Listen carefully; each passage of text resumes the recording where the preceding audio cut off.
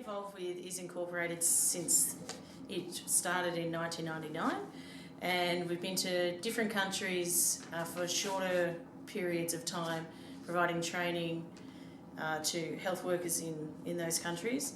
When we started, we didn't have children, so it was obviously a lot easier to go somewhere short term, but once you've got 3 children, it's a lot more difficult to hop from one country to another. Also, we've learnt over the years that having someone based in a country long term seems to produce better results for the program, and it seems to be much more long lasting. Also, we've realised the importance of training people consistently within that country.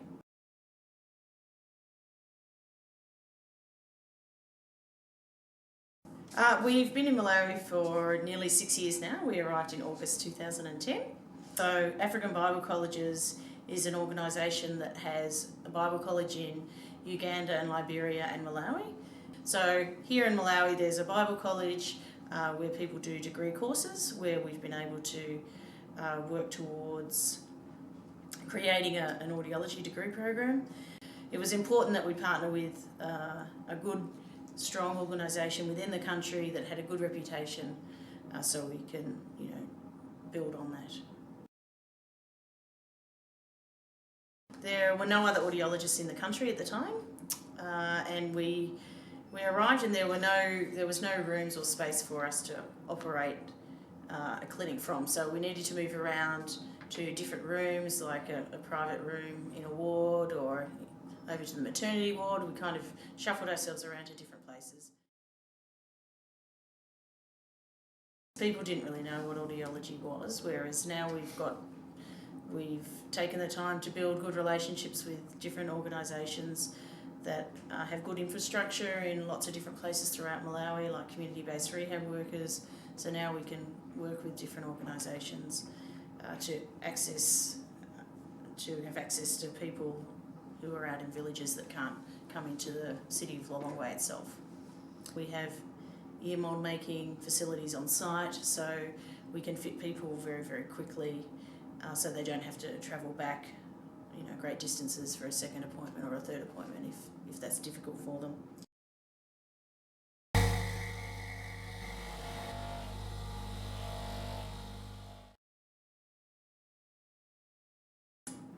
We always feel like we get a lot done when people are visiting, so obviously you coming has been really critical to developing the curriculum, which is something that we've been muddling through and trying to work towards getting something that's approved by Medical Council.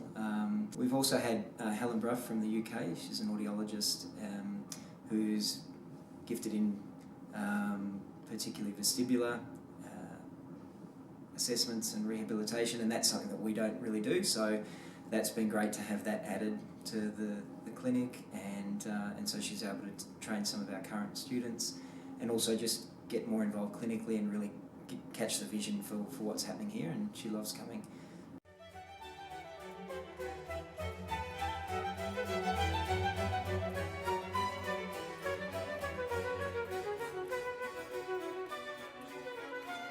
And then also Lois Grant and her husband Ian have been who visited in January this year, and again Lois was doing training and also objective assessments and early intervention with our students. So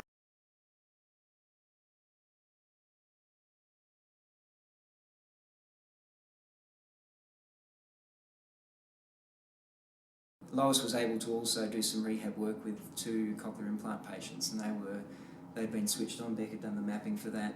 And then of course we had the 2 next cochlear implant switch on a couple of weeks ago, and so that program's building, and to be I suppose a central focus of that, and to be able to provide a facility where those kids can come and where we can provide them with rehab and training and support.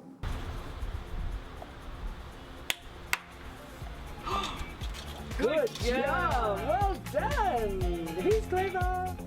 He's clever!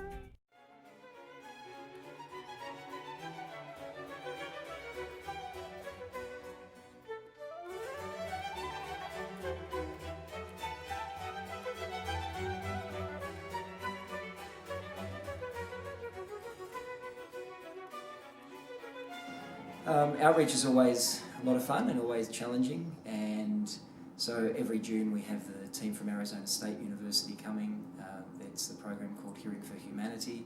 So we get to see large numbers of people and go into areas that we're not normally able to do. So we saw about 1,700 patient appointments within a week's period. So it's something that we can't do as a facility, having others come in.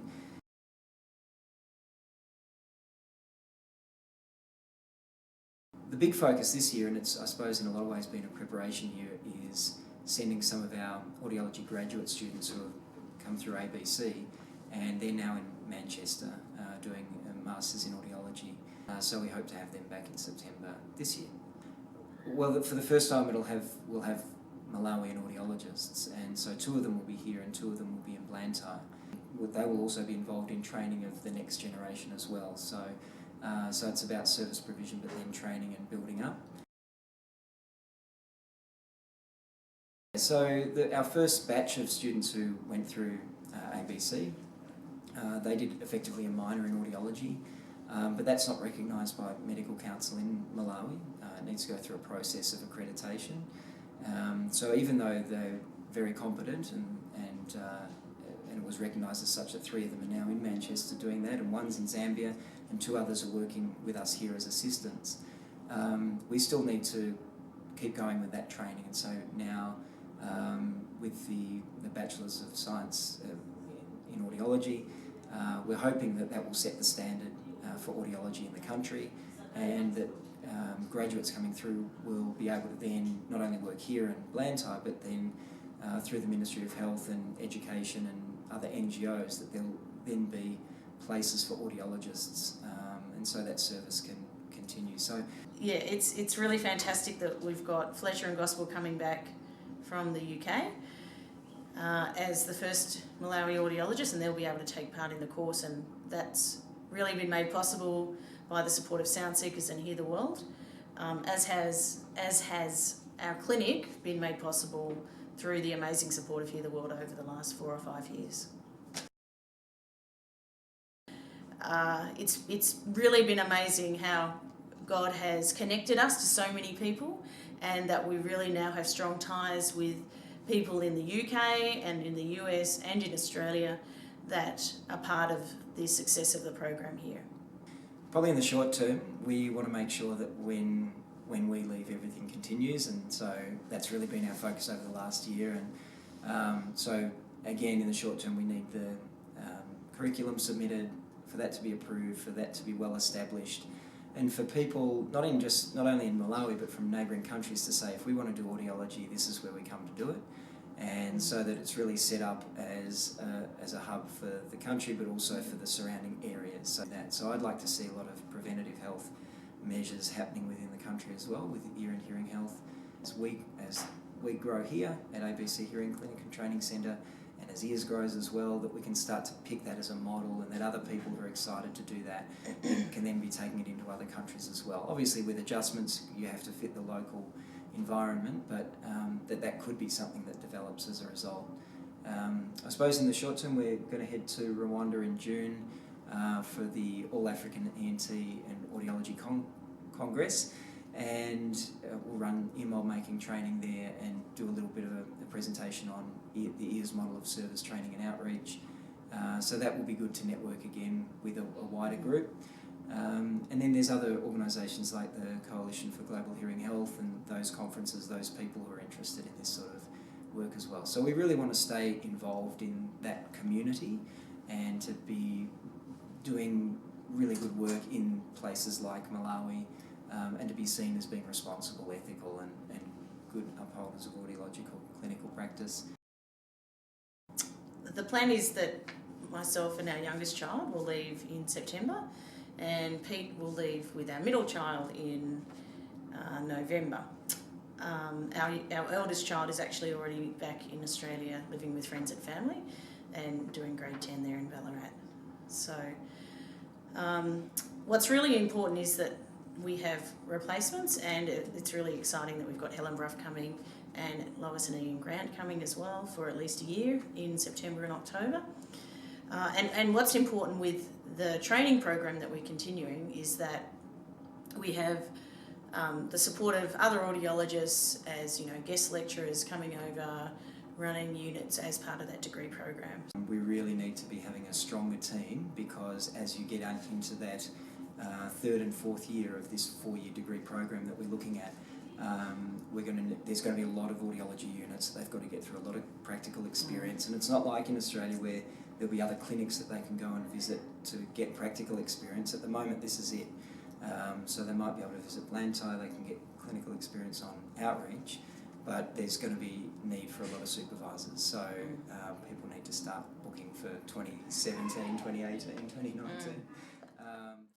We really need to be coming back at least 2 or 3 times a year to support the program, to make sure that, you know, everybody's comfortable here and oversee the business side of the hearing clinic and the project, and ensure that everything, you know, remains financially sustainable.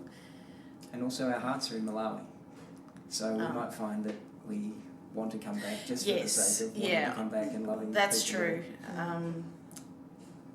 Who knows how we're going to react to Australian life again? We might be dying to come back a month in from returning. I don't know. We'll see.